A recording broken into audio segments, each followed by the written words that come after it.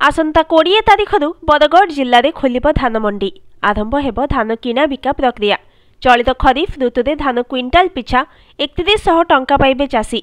2300 टंका एमएसपी और 800 टंका बोनस। एथिपाई चाषींक महलरे खुशीर लहरी खेली। प्रतिटी मंडी में धान किणा बिका सुरुखुरुरे करने पाई सबु प्रकार व्यवस्था करिछि प्रशासन। चाषी को क्विंटाल पिछा 3100 टंका पाइबाकु हेले FAQ मानर धान आनिबाकु पड़िबो।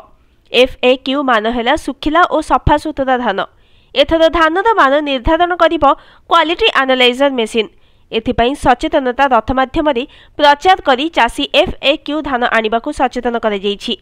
धान किणा बिका आरंभ पूर्व चाषी मध्य देखा देछि टोकन टेंशन। जो चाषीर धान अमल हो सारी ताहार टोकन आसी नथिबा बेले जी अमल करिनी ता पाखकु आसी सारी टोकन।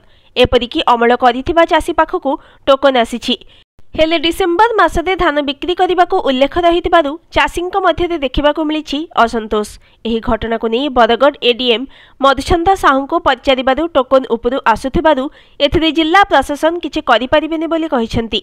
कथा एतिकिरे सरिनी, कारण एबे भी सक्रिय अछंती दलाल। बरपाली अंचल में किभली भाव में चाषी धान को हटाइबे से नहीं एबेठारु धान मंडी में दलाल घुरी बुलुथबा चाषी अभियोग करिसेंती। तेबे ओडिशार भातहांडी बरगढ़ जिले में एथर चाषी को 3100 टंका धान क्विंटाल पिछा मिलवाकु थिबा बेले धान किणा बिका प्रक्रिया केमिति चलिछि ताहा उपरे नजर। Bureau report news today.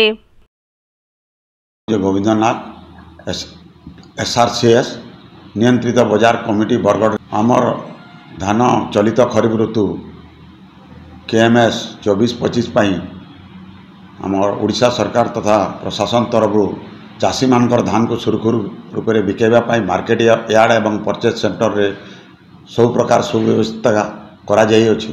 चाषी भाई भौणी मानकु आमर RMC तरफ तथा जिला प्रशासन तरफ प्रत्येक पंचायत स्तर रे आमर गवर्नमेंट ऑफिशियल माने जाइकी FAQ मानर धान आनिबा पाई सचेतनता शिविर प्रत्येक पंचायत रे आमर बरगढ़ जिल्ला रे एवं 3टा आमर RMC रे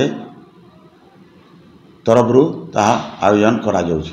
आम चाषी भाई भौणी मान को अनुरोध सफा सुखिला एवं FAQ मानर धान आनिबा पाई चाषी भाई मान को आमे पंचायत स्तरीय मीटिंग करके सचेतनता करूछु। क्वालिटी एनालाइजर मिसिंग जोटा ता माध्यम रे चाषी भाई मानकर धान FAQ आए कि नहीं FAQ मानर निर्धारण करबा पाई से मेसिन रो मूल लक्ष्य मक्सर रहिबा कथा 17 अन्य जिनस जो रहिबा कथा तार जो अच्छी गाइडलाइन सेटा से मेसिन रे सब धानर मान निर्धारण हेबो।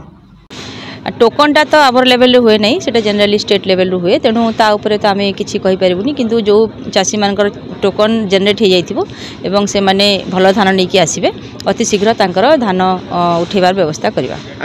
नहीं टोकन पाइले ही धान आनिबे, सेटा तो गवर्नमेंट नियम अछि से हिसाब रे हबो।